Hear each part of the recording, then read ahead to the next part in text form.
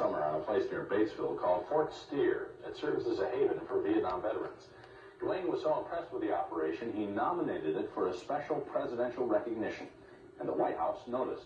Here's Dwayne with more. It was 1967 in one of the bloodiest battles of Vietnam. Hundreds of men rushed Hill H-75 outside Dak To. It was a virtual fortress, and most of the men were killed. John Steer was almost among the dead, but survived 2 anguishing days by hiding under bodies. John was awarded the Bronze Star and the Silver Star for gallantry. He also proudly displays 2 Purple Hearts. But he says all the citations, all the plaques, all the commendations for bravery do not change one of the saddest facts of the war. We lost 58,000 in Vietnam. We've lost 120,000 to suicide of Vietnam veterans since Vietnam. That's why John Steer opened this beautiful retreat, rightly named Fort Steer, near Batesville. Veterans about to lose it come to visit and get a grip.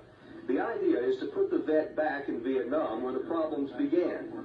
There's even a replica POW camp like ones from which some vets managed to escape. It's complete with a crude interrogation cage, like those where thousands of soldiers were and still are tortured. The dog tags have names of those who are still prisoners or otherwise missing. It brings back memories for sure, but that's the first step.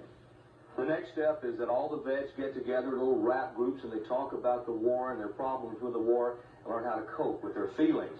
Because of the work of John and his wife Donna Steer and the operation of Fort Steer, we nominated them to the Presidential Points of Light Committee in Washington. Today we got official notice from Marlin Fitzwater, the Presidential Press Secretary, saying John and Donna Steer and Fort Steer is the 682nd Daily Point of Light named by President Bush today. The man behind the plan is John Steer, a vet himself. We were moved by the work of John and his wife Donna and felt others needed to know about it. We gathered dozens of letters of recommendation and nominated the Steers to President Bush for his Daily Points of Light program. The president was impressed as well. His press secretary notified us that the Steers have been named Point of Light number 682 out of 1,000. The notice concluded, the president salutes John and Donna Steer, and a successful life must include serving others. We've been in 17 countries, and I have literally had her in the jungles with my children. But the toughest work we've ever done has been working with the American veterans. And I think the most rewarding also.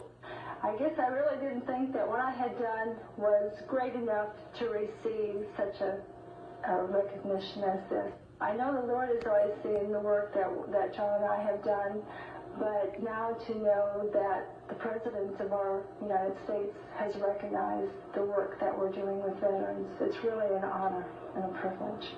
Congratulations, John and Donna Steer.